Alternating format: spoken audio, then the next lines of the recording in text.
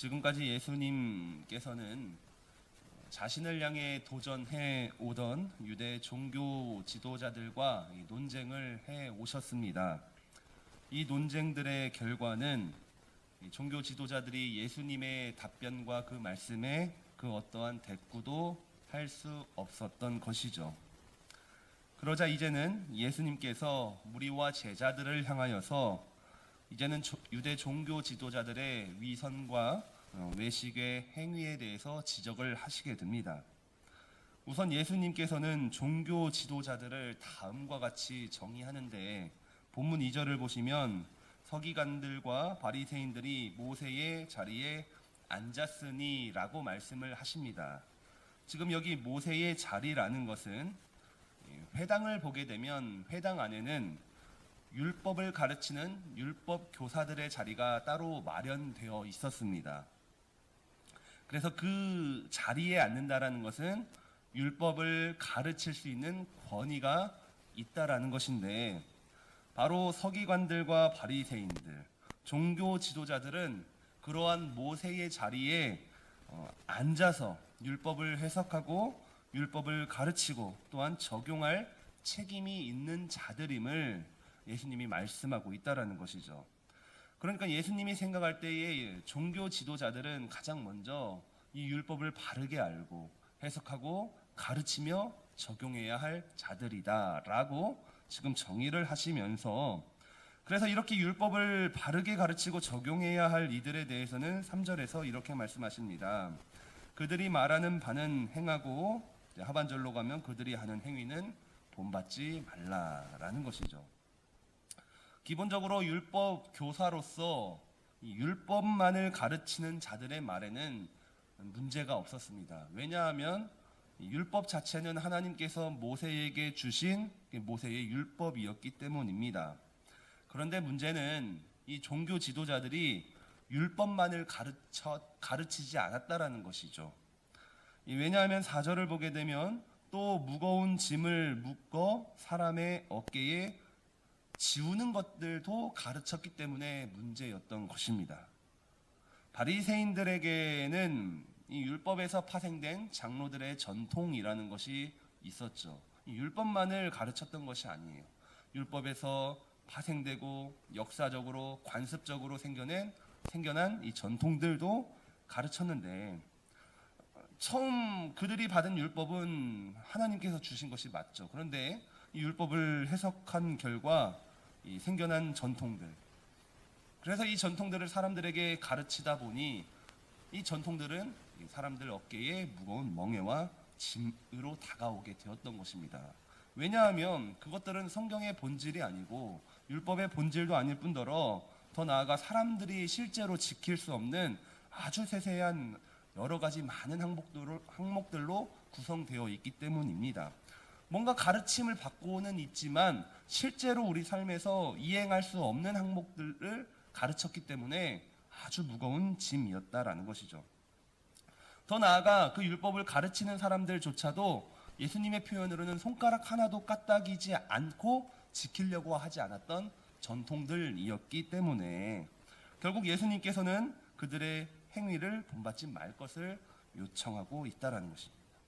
그들의 말과 행동은 일치하지 않았기 때문에 그 모세의 자리에 앉아서 가르치는 것들과 그 모세의 자리 회당 밖에서 살아가는 그들의 삶은 전혀 달랐기 때문에 본받을 것이 전혀 없다라고 가르치고 있습니다.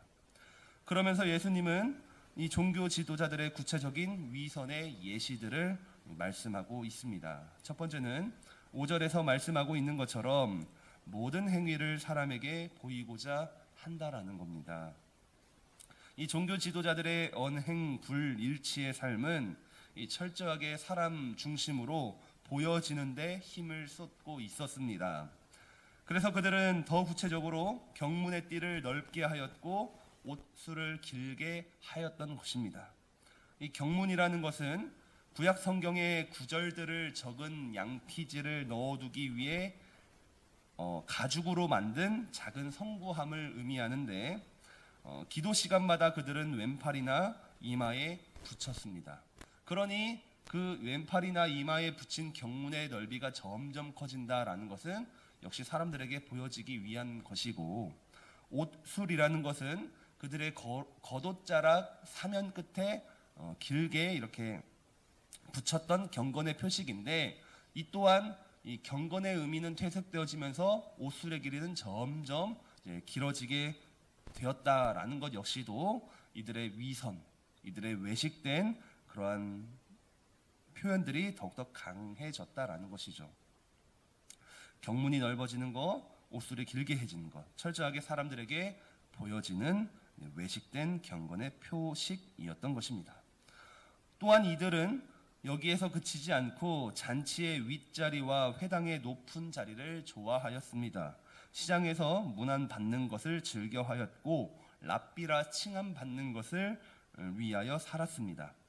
이 당시에는 사회적인 위치와 지위, 신분에 따라서 모든 자리에는 상석과 하석이 나뉘어졌는데, 이 종교 지도자들은 바로 이 상석에 앉아서 그 잔치와 또한 그 모임을 즐기는 것을 좋아하였고, 그로 인하여 자신을 다른 사람들에게 드러내고 나타내는 것을 좋아했던 것입니다. 또한 이들은 시장에서 문안받는 것을 좋아했는데, 사람들이 자신의 명예와 또한 존대를 해줌으로써 인정받는 것을 좋아하였고, 이 랍비라 칭함을 받는다라는 것, 이 랍비는 문자적으로 나의 주라는 뜻인데, 바로 이 랍비의 호칭을 들음으로써 내가 존경받고 높임을 받는 존재이구나 라는 것을 원하였다라는 것입니다. 이렇듯 종교 지도자들은 철저하게 위선적인 삶을 살았습니다. 그들의 관심사는 하나님이 아닌 사람들 앞에서 높아지는 것에만 있었다라는 것이죠. 따라서 예수님은 그들의 철저한 위선과 이 외식된 모습들을 지적하면서 그들을 닮지 말 것을 거듭 강조하십니다. 8절에서는 그러나 너희는 랍비라 칭함을 받지 말 것을, 9절에서는 땅에 있는 자를 아버지라 하지 말 것을, 10절에서는 지도자라 칭함을 받지 말 것을 요청하고 있습니다. 이 예수님 당시를 생각해 보면 이 선생들이 있었죠. 율법을 가르치고 이제 사람을 이끌어주는 그러한 선생들을 소위 아버지라 부르기도 하였고, 그 선생의 제자를 향하여서는 자녀라고 부르기도 하였습니다. 마치 아버지와 자녀의 관계였는데, 중요한 건 이 호칭 자체가 이 아버지와 자녀의 사랑의 관계에서 나온 것이 아니라, 이 가르치는 자들이 영광받기 위해서, 높임 받기 위해서 아버지와 자녀의 호칭을 사용했다라는 것이죠. 자신들이 가르치는 율법 또한 이 전통의 권위를 인정받기 위해 이러한 호칭을 사용하였기에 예수님은 이 부분을 금지하고 있다라는 것이고 있습니다. 따라서 예수님은 오직 예수 그리스도만이 모세의 자리에 앉을 권리가 있음을, 또한 하나님만이 아버지라 부르심을 받을 수 있음을 지금 선언하고 있습니다. 왜냐하면 모든 영광은 하나님과 그 그리스도께만 있기 때문입니다. 그럼에도 불구하고 예수님의 지적처럼 그 율법 교사들과 종교 지도자들이 그러한 호칭을 계속해서 요구한다면, 그것은 하나님께 향하는 모든 영광을 중간에 가로채는 그러한 그들의 교만 때문임을 이 무리들과 지금 제자들에게 알려주고 있다라는 것이죠. 그래서 종합적인 결론은 결국 이 종교 지도자들은 지금 현재 교만에 취해 있으며, 그래서 위선된 삶을 살아가고 있음을, 그래서 모든 영광을 자신이 가로채고 있음을 지금 예수님께서 말씀하고 있습니다. 따라서 예수님께서는 오늘 말씀의 결론을 내립니다. 11절에서는 너희 중에 큰 자는 너희를 섬기는 자가 될 것을 말씀하시고, 12절에서는 자기를 높이는 자는 낮아지고 자기를 낮추는 자는 높아질 것을 말씀하시게 됩니다. 유대 종교 지도자들은 높은 수준의 경건을 행하지 않으면서 마치 율법에 비추어 모범적인 인생을 살고 있는 척을 하였습니다. 그들은 하나님을 사랑하지도 않고 이웃도 사랑하지 않으면서 율법에 순종하는 척을 하였습니다. 하나님을 향한 영광을 잃어버렸죠. 오로지 자신의 영광을 위해 살고 있었지만 그렇지 않은 척을 하였습니다. 그러나 예수님께서는 분명하게 말씀하시죠. 하나님 나라에서 큰 자는 바로 섬기는 자다. 낮아지고 또 낮아지는 자만이 진정 높아지는 자임을 선언하고 있습니다. 이것은 바로 하나님 나라의 원리이고 예수님께서 걷고 있는 십자가 길의 원리이고 더 나아가 이제는 예수님을 주님으로 믿고 살아야 할 제자된 삶의 원리임을 우리가 기억해야 할 것입니다. 따라서 사랑하는 성도 여러분, 오늘의 본문 말씀을 묵상하면서 저와 여러분의 삶에는 얼마나 많은 위선과 외식이 남겨져 있는지 먼저 돌아보시며 또 얼마나 나는 낮아지며 다른 이를 섬기기 위해 발버둥 치고 있는지 돌아보아야만 할 것입니다. 사람의 죄된 본성은 위선을 지향하고 내가 높아지기 위해 힘쓸 것입니다. 그렇기에 오늘도 우리는 우리 주님만을 바라봄으로써 우리의 본성을 역행하는 하나님 나라의 백성의 삶을 살아야만 할 것입니다. 자기를 낮추는 자가 높아진다. 이 예수님의 말씀에 힘입어 오늘도 겸손의 왕으로 오신 예수님을 더욱 닮아가기를 소망합니다.